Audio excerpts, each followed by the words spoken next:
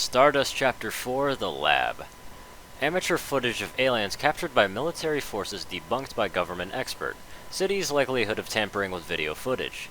Since when do the aliens use unicorns? Senator Goldman demands official investigation of unidentified armed forces fighting alien invaders. No unit markings means no accountability. I won't allow such actions in my country. 6:33 a.m., April 3rd, 2015. Containment. The two hatches inside Twilight's cell opened with a clank hiss, and limbs wreathed with crackling energy reaching towards her. She tried to back away, but found her back pressed against the wall of her cell. Again, the fight-or-flight instinct took to hold, and she pushed as hard as she could, and nearly fell out of her chair as she jerked away. After blinking several times in rapid succession, Twilight's surroundings resolved themselves. If only this was all a bad dream and I could wake up at home, she thought, regretfully before setting her eyes on the cell she had woken up in. It could be worse, though. Twilight's attention was quickly snatched by the hiss-clank of the door to the room sliding shut, and Charles making his way towards her. His clothes were the same as last time she saw him, or at least were too similar for Twilight to tell the difference, and his expression and posture was a bit more relaxed as well. "Good morning, Twilight," Charles said with a gentle smile. "I can't imagine you slept very well at the desk like that. Goodness knows I never can." Twilight blinked and followed where his gaze indicated, a large metal desk with a sheet of paper scrawling writing upon it where her head had apparently been resting. "Ah!" Twilight screamed and furiously began to rub the sides of her face. "I fell asleep while I was writing! The letter's probably all smudged up by now and I have to rewrite it. And I have ink all over my face. Twilight. That takes days of scrubbing to get out of my coat. Plus, I don't want to look like some silly filly that had her face drawn on because she fell asleep on some top-wet ink. Never again, I swore! Twilight. Plus, I'm sure Princess Celestia would want me to make a good impression with you and your friends since, well, I'm the first pony you've ever met, and how can I do that with graffiti on my face? Twilight!" Charles hasn't raised his voice, but it did have a touch of steel in it, and he had stepped within easy reach of her during her panic attack. It wasn't until then that Twilight realized just how tall Charles was, and she felt a moment of fear before seeing the smile on his face, as he looked down from her from the sheet of paper. "Twilight, look at the letter. Do you see any smears or smudges?" Twilight took a deep breath and let it out, and she felt her panic subside enough for a reason to take hold. She looked at the letter to Celestia and could find no trace of the imagined blemishes in her mind she'd conjured. She then blinked and looked back at Charles, and the light clicked in her head as she deduced the cause of that. "The ink, it's fast drying?" Charles smiled and nodded. "Exactly. The inks we use for writing these days dry within seconds under normal conditions. I suspect that isn't the case from the inks you use where you're from." "It takes a bit longer than that to get our ink to dry, so there isn't any on my face?" Twilight looked up at Charles for any signs of deception or other indications of anything less than honesty. He shook his head and smiled guilelessly, and the unicorn let out a sigh of relief. "I still feel like I could use a shower, a good day at the spa." After a moment's hesitation and an odd look, Charles spoke up. "That's actually why I came to see you today. Twilight, the planet I showed you on the screen last night is my world, and I took from your reaction that you couldn't find your homeland there." The wording was gentle and slow, and it all but confirmed the theory Twilight had developed before apparently face-planting on the desk from exhaustion. "My homeland wasn't there, and none of the land masses matched either. Does that mean I'm on, like, another planet?" Again, Twilight fixed Charles with her eyes for any sign of deception. "That is a likely assumption. It must be a shocking thing to realize, and there isn't much I can do for you other than offer hospitality with my friends until—" Charles hesitated as he searched the words right. "Well, until things calm down, at least. If you're feeling up for it, Twilight, I can take you to a place we've prepared for you to stay. Some of my friends are waiting there, and they've probably got 100 questions to ask you." "Another world. That means that he's an alien." Twilight first thought when her theory was confirmed, but her growing alarm was quickly soothed by Charles's offer. "Thank you. That sounds like a very generous offer, but I wouldn't want to impose." "Oh, I must insist. I'm certain that the scientists would never let me hear the end of it if they couldn't get their questions answered." Again, Charles smiled, and another fear of Twilight's was put to rest. "You're welcome to stay for as long as necessary, though my friends and I would greatly appreciate you answering any questions we have or helping out with the special projects." "I'm gladly gonna help any way I can." Twilight agreed instantly as she hopped down from the chair and stretched. "I have a lot of questions about your people, too. I think I have enough to write a book just on what I've seen so far. I feel silly for not asking this earlier, but What do you people call yourselves? Charles turned and headed towards the door, and Twilight moved to follow. He raised an eyebrow at Twilight, using her telekinesis to roll up her letter and fasten it closed with paper clips from the desk before joining him. Well, as a species, we call ourselves humans. As for my race, I'm Chinese. There's a Oh, like how Pegasi, unicorns, and earth ponies are different races of the same species? How many races of humans are there? The question seemed to render Charles speechless as they approached the door. Pegasi, unicorns, and earth ponies? The human asked, looking a little bit in disbelief, quite clear on his face. Earth ponies? Twilight, do you know the name of our planet? Twilight arched an eyebrow in return at the emphasis in his words, and the following question then shook her head slowly. Earth. Our planet's name is Earth. It's a little shocking to hear the word used to describe a race of people that's never been here, though. Twilight opened her mouth to reply, but then closed it to consider her reply. I think it might be another instance of the translation spell bridging the gap in our language. The word I'm used to without the context of species means ground, or world, which might explain why it's being interpreted as Earth. The reason Earth ponies are given the name is because their talents and magics tend to be more related to the world itself, like Pegasi's magic is related to the sky. Oh, okay, I see. The scientists will likely ask you about that once we reach our destination, and I'll imagine that they have several more questions after that, Charles said with a slow nod. He began to prod a small section of the door with one extended digit too quickly for Twilight to follow. And to answer your question, there are dozens of races of humans, and dozens of variations on each. Most of the differences are usually related to physical characteristics like skin tone, eye color, and hair color, and also facial structure. Without warning, the door began to slide open with a clank hiss, revealing a corridor beyond. The corridor beyond appeared to be an intersection leading to other rooms, but the two of the hallways were blocked off with what appeared to be metal shutters, with bright red lettering on them. With two of the paths blocked, only one remained unobstructed. The human stepped out into the hallway and beckoned for Twilight to follow. And Twilight moved to follow, but hesitated when she saw that they were no longer alone. Two more humans were in the corridor. They wore thick segmented vests and rather scary full-faced helmets, and wrapped around their waists and legs were an impressive amount of pockets and pouches. One carried a large metal tool in its claws that looked like a metal box with two pipes sprouting from the end. The other carried two smaller tools, one that almost looked exactly like the one that Charles had when they first met, while the other two looked like they had a silvery hammer with prongs protruding from the head. The second tool looked familiar, but Twilight couldn't place her hoof on just why that was. So, rather than dither any longer, she stepped outside to stand beside Charles. Are these your friends, too? She asked hesitantly, and Charles gave a nod in response. I suppose they are. This is Corporal Harris. The human indicated to the twin tool user, who nodded slightly but otherwise didn't respond. And this is Private Jenkins. They'll be joining us on our short walk for the quarters we've arranged for you. They look like guards, Twilight admitted, as she shied away from the faceless masks. The two humans turned slightly towards each other but didn't otherwise speak, and the unicorn had to wonder if they were speaking, but not in a way she could hear really or understand. Oh, no, they're hall monitors, Charles explained, and his smile took on a mischievous bent. I imagine when you were in school that there were adults who patrolled the halls to make sure no one misbehaved, right? They're here to keep me from running in the halls and potentially causing accidents. Again, the two other humans shared a look but remained silent. Oh, I see. Okay, that makes sense. Twilight tried to sound convinced, while silently trying to quash her suspicions of being lied to, and why. Rather than dwell on that, she changed the subject. I also have been meaning to ask, what do you call those?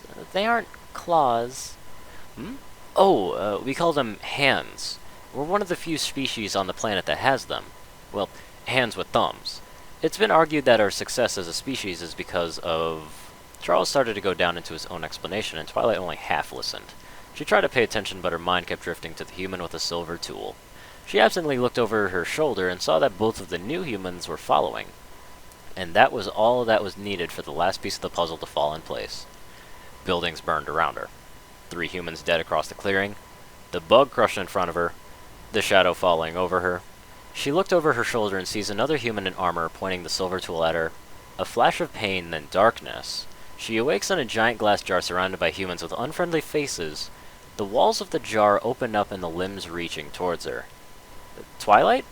Charles asked, but she didn't hear him. Her eyes were dilated to pinpricks and her breathing came to quick gasps. Twilight? Twilight, listen to me. Twilight, take a deep breath and look at me. Step back, Corporal. You're making her panic. The human with its silver tool muttered something she couldn't understand and stepped back slowly. The other human had its metal tool leveled at her and was stepping to the side. Charles was somewhat close by and speaking in calm but increasingly alarmed tones. Twilight heard none of it, and her mind was consumed with all-consuming conclusions. She had to escape. Without a word, she bolted. Applejack and Rainbow Dash might have been impressed with the amount of speed she was able to attain to in such short distance if she hadn't run straight into a wall and went out like a light. Twilight woke up with what was becoming an increasingly familiar headache, but at least she was in a nice soft bed with an ice pack on the goose egg growing on her head. Her eyes slowly opened to reveal beige walls and a soothing yellow light on the ceiling, and her recovering panic calmed just a bit. I'm not in that place again, but where am I now? The unicorn slowly lifted her head to survey her new surroundings. Her bed was in the corner of a rather spacious room, with a ceiling at least 3 times her height looming above. In another corner of the room was a small walled-off section with a drain set in the center and what was unmistakably a showerhead built into the wall. And just outside was a stack of folded beige towels. Twilight's eyes drifted further to a desk and chair similar to the room she had previously been in. And the only things present on the desktop was a stack of papers as well as several writing utensils. She recognized a few as the pens she'd used yesterday, but there were several others with different colors that were new to her. Directly above the desk and dominating most of the wall was a giant mirror that would have cost tens of thousands of bits back home. The familiar sound of a page turning pulled Twilight's attention from the mirror to the table in the far corner of the room. It was square and unornamented with 4 simple chairs next to it. The familiar form of Charles sat in one chair with a worn paperback book in his hands. He looked up to see Twilight staring back at him and gave her a gentle, if somewhat tired, smile. She tried to sink back into her covers and disappear, but there was no chance of that now. Charles stood and lifted one of the books and brought it beside the bed. For the longest time, he simply sat and fiddled with the old book in his hands. Hey, how are you feeling? You took a rather painful hit back there, Charles asked tentatively, and when no reply was pending on, he continued. I'm sorry for scaring you back there, Twilight. I don't mean to scare you any further, but I feel you should know the whole truth about the situation we're in. Humans, I mean. There was a long moment of silence as he collected his thoughts. Some time ago, humanity came under attack by forces from outside of our worlds. These attacks were brutal and without mercy. These invaders would abduct or kill anyone that they came across, and my friends and I gathered together to protect our world. That's our group, our only goal. To protect humanity from invaders from outside our world. And this has always meant defeating everything non-human through force of arms, and interrogating the survivors for any useful information until now. Twilight, you're the first and only intelligent non-human being we've encountered that hasn't really actively sought to hurt us, which has left us in all uncharted waters. There are some who feel you should be treated no differently from the invaders, but they're in the minority. Others are extremely curious and eager to learn from you, and, well, I'm one of them. The unicorn listened and recognized a lot from the explanation he had given earlier, and was perceptive enough to realize how much of the explanation was sugar-coated. Am I a prisoner? Twilight asked, and wasn't quite successful in keeping the fear out of her voice. You're our guest, for now. Your safety is a concern we have to consider, in addition to our own.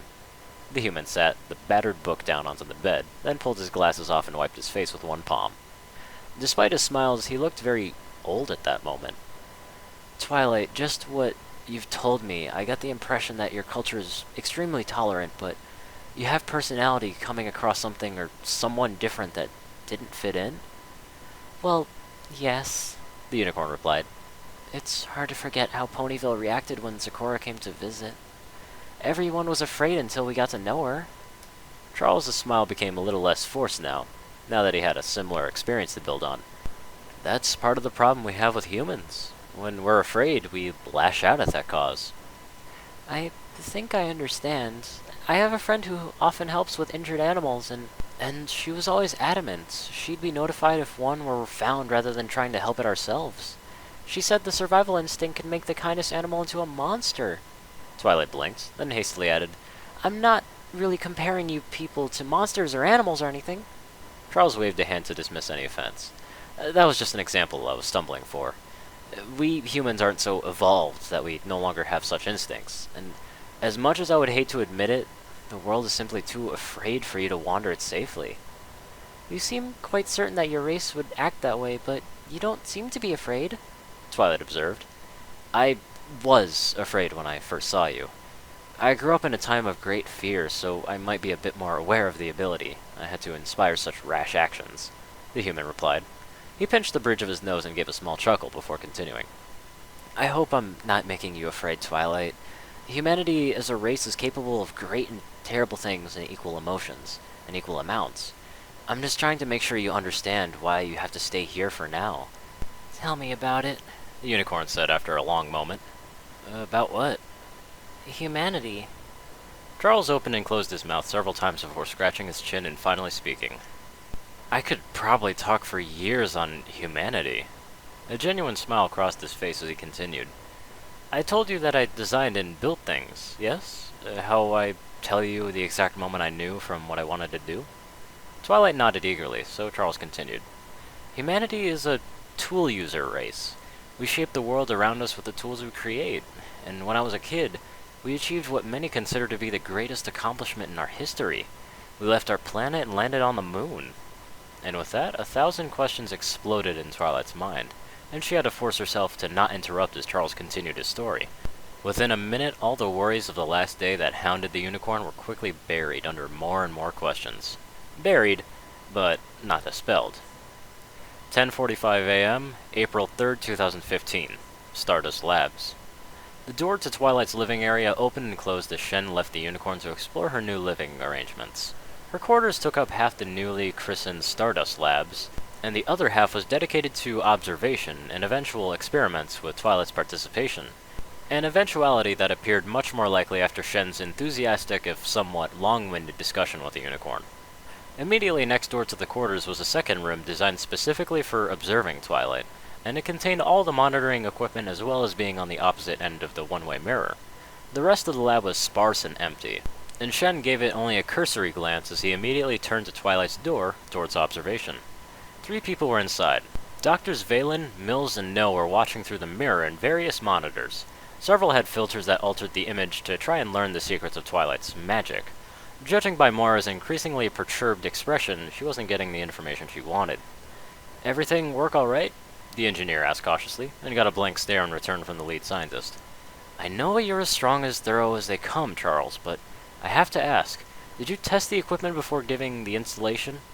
This time it was Shen's turn to level a flat look, and Valen continued a bit more defensively. The equipment is picking up nothing abnormal. Nothing! Sure, the standard cameras are picking up the abnormalities around the subject's horn and whatever it manipulates, but our eyes can do that just as well. Shen spared a glance at the monitors and saw Twilight using her telekinesis to sort through the variety of objects provided on the desktop of her workspace. True to the lead scientist's words, only the basic camera was picking up the visual portion of the telekinetic effect. I was expecting something to show up, but there's simply nothing showing up to hint as how she's doing that. No background radiation, no energy spikes, no abnormal thermal emissions, nothing. One would think that the violation of the established laws of physics would leave some sort of measurable evidence, she continued to grumble while watching the monitors. Perhaps she's producing a form of energy not native to this world, and we're thus unable to detect it? Or perhaps she's able to access existing energies that we're unaware of because we ourselves are not able to access them?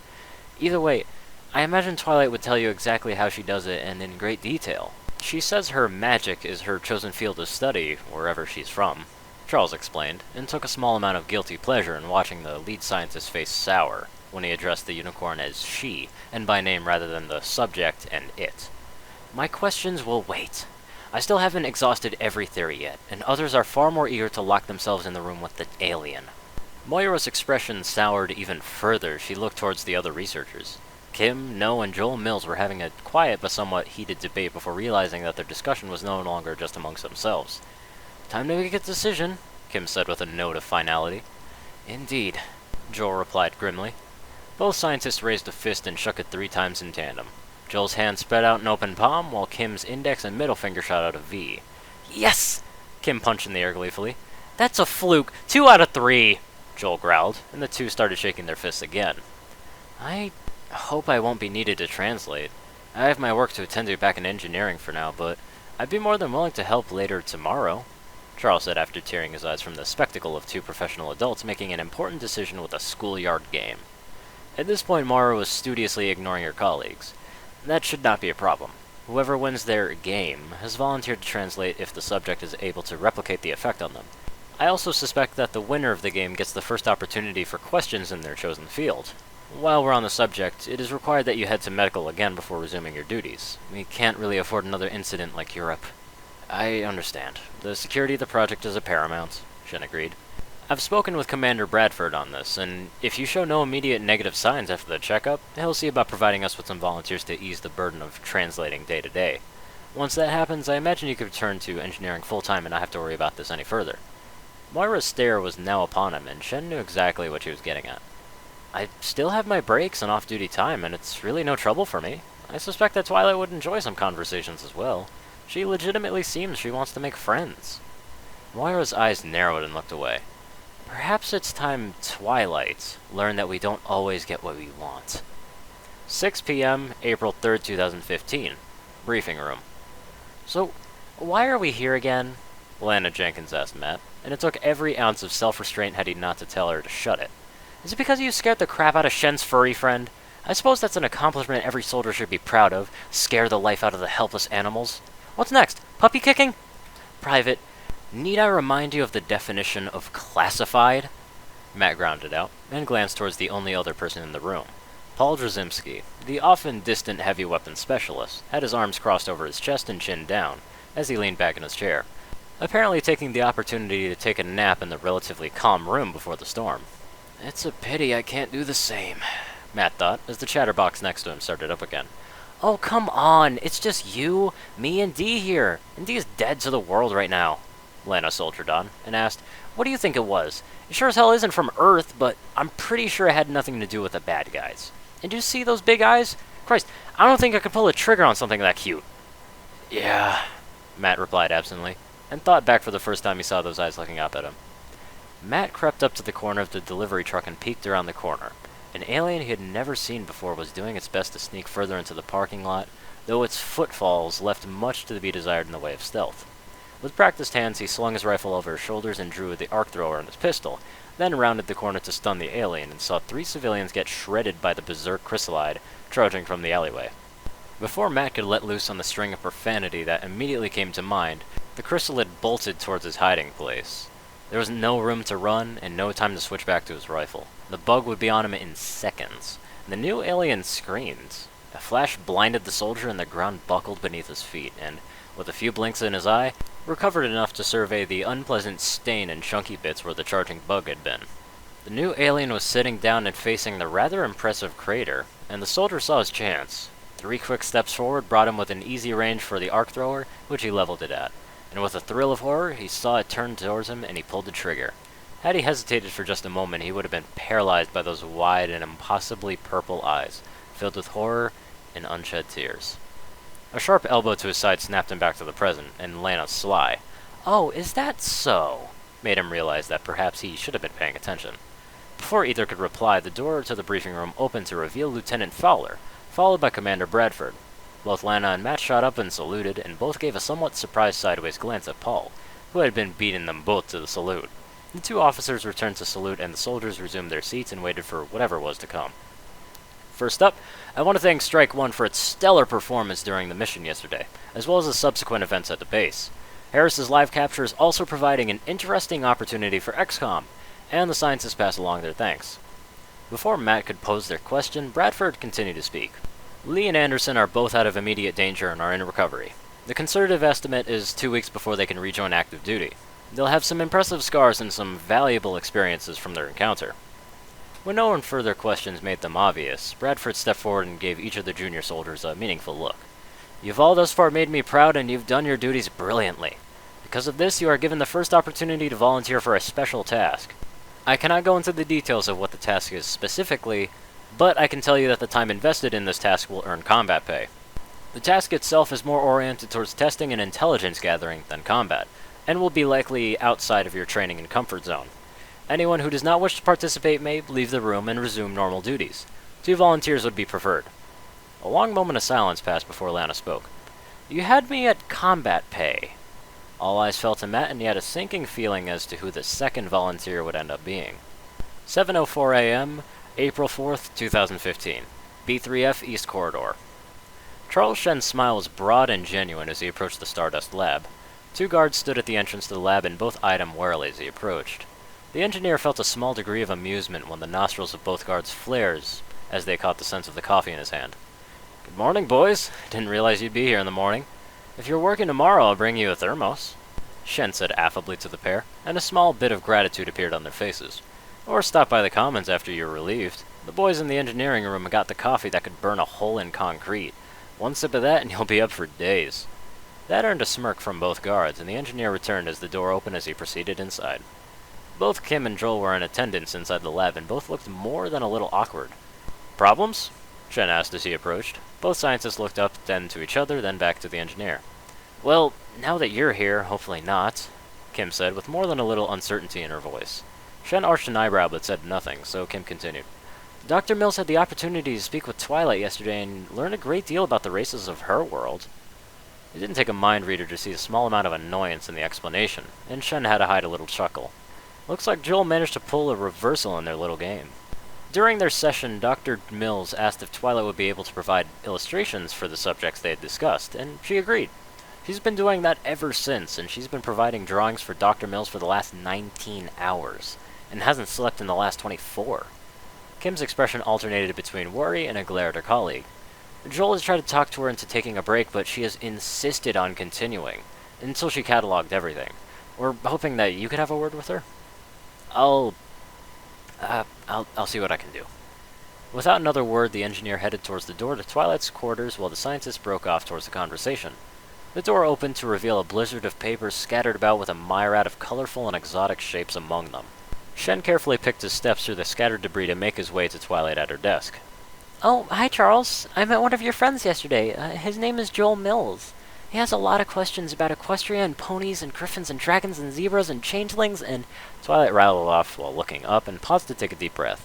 The moment she did, though, her head turned slowly towards Shen like something out of a horror film.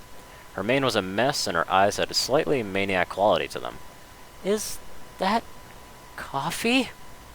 Before the engineer could reply, there was a flash of light and BAM! Twilight was right in front of him, and the force of displayed air sent the accumulated papers on the ground flying about and nearly muffled the sound of Twilight's now forgotten writing utensil clattering on her desktop. You brought me some coffee?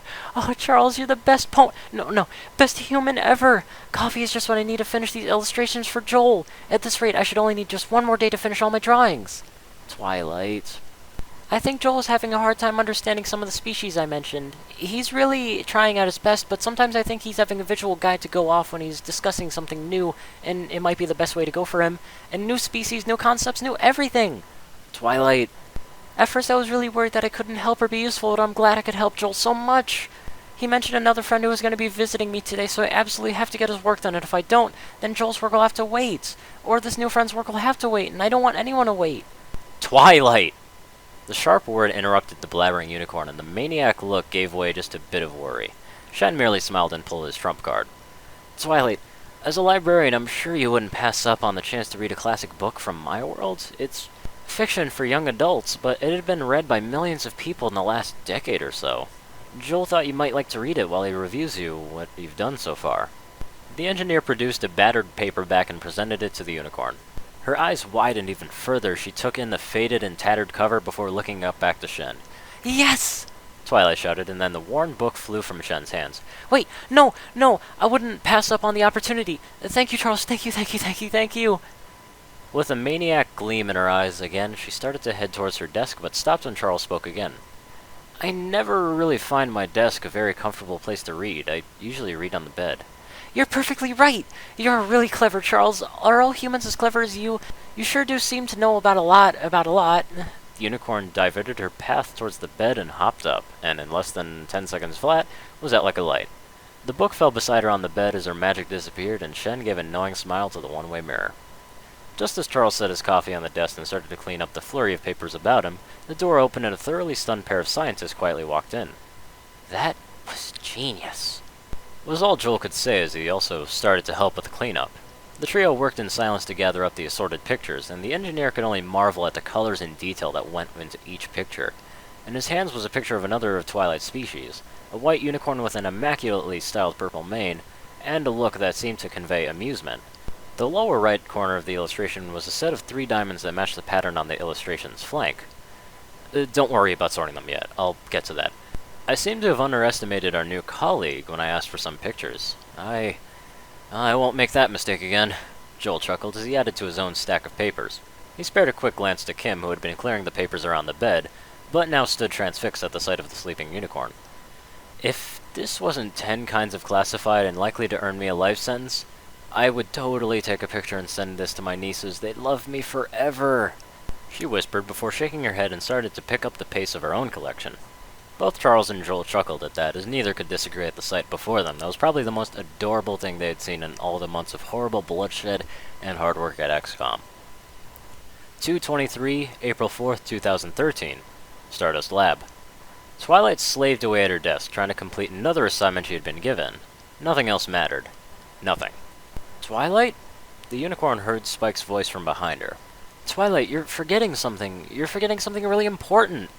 Twilight looked over her shoulder to ask Spike to elaborate, but instead of the plump baby dragon she saw, an enormous insect with blade-like legs scuttled towards her. In the blink of a lavender eye, it was upon her and reaching towards her with gore-stained claws. It's not safe here, Twilight, the monster said in Spike's voice before being crushed into a pile of twitching limbs and blood. Why would you do that, Twilight? Spike asked, and Twilight could look down to see the broken body of her assistant, giving her a betrayed look. I thought we were friends. She tried and recoiled to scream in horror at what she'd done, and her eyes shot open. Spike's crushed body was gone, but her surroundings were still unfamiliar. The bed, the mirror, the desk, everything slowly came back to Twilight as she went over the recent events. I was drawing for Joel, then Charles visited and gave me a book, then... Twilight's gaze fell upon the worn paperback sitting beside her on the bed, and she connected the dots. Oh, clever, Charles. Very, very clever. Twilight's annoyance at her work being interrupted and the horror of her nightmares was quickly displaced by a grudging acknowledgement that she'd probably been overdoing it. Moderation, you silly filly. Moderation. Just because you can go days off without sleep doesn't mean you should. The humans must think I'm some kind of crazy workaholic now. The unicorn felt another bout of irritation panic coming on, but clamped down on it quickly. She took a deep breath and let it out, then looked around the room. The clutter she vaguely remembered was gone. All their scattered illustrations were stacked neatly on the desk along with a fresh set of pens and colored pencils, as well as a bowl of various fruits with a paper underneath it. The paper was a handwritten note in human, along with a crude drawing she'd recognize as Joel with one arm extending and its hand balled into a fist, and the thumb extended upwards. Twilight had no idea what that gesture meant, but the cartoonish grin on the drawing's face seemed to indicate something positive. Twilight's eyes drifted into the fruit bowl and settled on the grapes. One levitated out of the bowl and into her mouth as she hopped into her chair.